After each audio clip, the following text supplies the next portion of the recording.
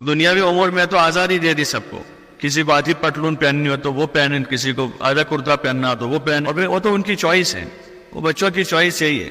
لیکن جہاں مسئلہ آتا ہے سنت پر عمل کرنے کا اپنی معاشرت میں، تو وہاں سب کھڑے ہو جاتے، دادا ادھر سے، دادی ادھر سے، نانی ادھر سے، نانا ادھر سے۔ وہاں چوائس نہیں کہ بھائی اس کی چوائس یہ ہے کہ سنت پر عمل کرے وہ، یعنی ایک ہی طریقہ وہ رہ گیا تھا جو کوئی چوائس نہیں کر سکتا، کہ جہاں دین کا مسئلہ آتا ہے اور جہاں حضور صلی اللہ علیہ وسلم کے طریقے کی اتباع کا مسئلہ آتا ہے، یعنی ایک طریقہ بس وہ رہ گیا تھا جس پر اگر کوئی عمل کرنا چاہے تو 10 آدمی کھڑے ہوں گے۔ یہ المیہ ہے ہمارے زمانے کا۔ اکثر گھروں میں ٹیبل کرسی لگا دی، ایک فیشن ہو گئی وہ، کہ وہ آپ تواضع سے کھاتے تھے، نیچے بیٹھ کر کھاتے تھے، عاجزی سے کھاتے تھے، آپ ٹیک لگا کر نہیں کھاتے تھے۔ بلکہ بعض اور فقہاء نے تو لکھا اونچی یعنی پلنگ وغیرہ جس پر عموماً ہم سوتے ہیں اس پر بیٹھنا بھی خلاف سنت کھانے کے لیے، کہ نیچے آدمی زمین پر بیٹھے، آپ صلی اللہ علیہ وسلم زمین پر بیٹھ کر کھاتے تھے، اور کہہ رہے ہیں میں تو ایسے کھاتا ہوں جیسے کوئی غلام کھاتا ہوں۔ اس لیے کہ ہم فقیر ہیں، ہمارے پاس پیسہ نہیں، پیسہ بہت ہے، لیکن ہمارے نبی کا چونکہ طریقہ یہ ہے اس لیے ہم ایسا کرتے ہیں کہ نیچے بیٹھ کر کھاتے ہیں، اور فخر سے کھائیں گے زمین پر بیٹھ کر۔ یہ ہمارے رسول کا طریقہ ہے، اس کی ضرورت ہے آج دنیا میں۔ لوگ حقوق انسانی کی بات کرتے ہیں اور اوپر ہوائی جہاز میں اڑ کے آدمی حقوق انسانی ادا کرنا چاہتا ہے۔ ارے ہو سکیں گے؟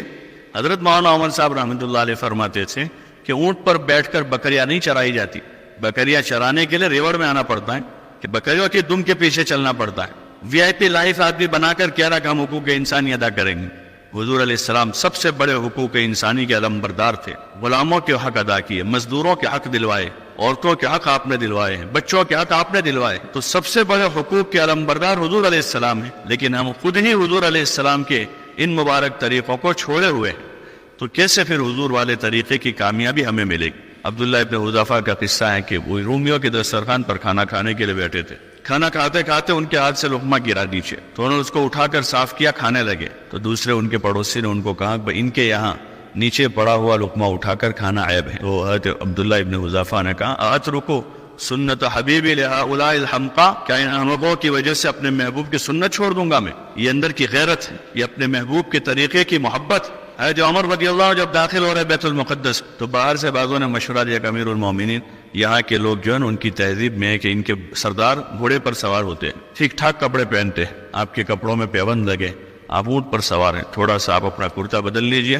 سواری بدل لیجئے۔ تو ان کی بات پہلے ان کو تھوڑی سی لگی کہ بھائی ٹھیک ہے، کرتا بدلا اور سواری بدلی، فوراً تھوڑی دیر احساس ہوا، کرتا اتارا اور کہا کہ بھائی ہم اس طرح نہیں کر سکتے، میں اپنے آپ کو بدلا ہوا پاتا ہوں۔ اور پھر کہہ رہے عزنا اللہ بالاسلام، کہ اللہ نے ہمیں اسلام سے عزت دی ہے، کہ اگر ہم اسلام کے طریقے کو چھوڑ کر کسی اور طریقے پر عزت طلب کریں گے اللہ ہمیں دوبارہ ذلیل کر دے گا۔ اور اسی طرح داخل ہوئے، ہماری اس سادگی میں حسن ہے۔ اب ڈیزائن یہ بنی ہے کہ کم کپڑے ڈیزائن بن گئے۔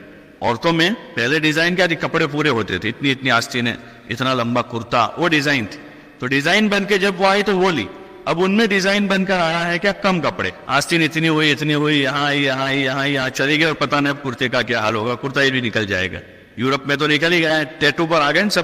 وہ جب فیشن بن کے آ رہے تو بہت اچھی چیز ہے، اور جب وہ سنت بن کے آ رہی ہے وہ پسند نہیں ہے۔ بچوں کے سامنے، بیویوں کے سامنے حضور کے طریقے کو بولا جائے، منہ بھر کے بولے، جیسے ہم اپنے باپ دادا کا تذکرہ کرتے ہیں گھر میں، ہمارے دادا ایسے تھے اور ہمارے نانا ایسے تھے، اس سے کہیں گنا زیادہ ضرورت ہے کہ ہم اللہ کے رسول حضرت محمد صلی اللہ علیہ وسلم کا تذکرہ بچوں کے سامنے کریں، آپ کے قصے اور آپ کی سیرت کے واقعات سناویں۔ یہ حکایت صحابہ اسی لیے لکھی گئی ہے۔ حضرت الیاس صاحب رحمۃ اللہ علیہ نے اس لیے حضرت شیخ سے حکایت صحابہ لکھوائی کہ لوگوں میں حضور علیہ السلام اور صحابہ کو، ان کے بچوں کو، ان کی عورتوں کو، ان کے بوڑھوں کو، ان کے جوانوں کو پڑھا جاوے تاکہ لوگوں میں جذبات پیدا ہو۔ اگر صحیح طور پر اس کو پڑھا سنا گیا تو امید ہے انشاءاللہ وہ مبارک زندگی بھی زندہ ہو جائے گی، اور پسند کے ساتھ ہم اس کو لیں گے، مجبوری میں نہیں۔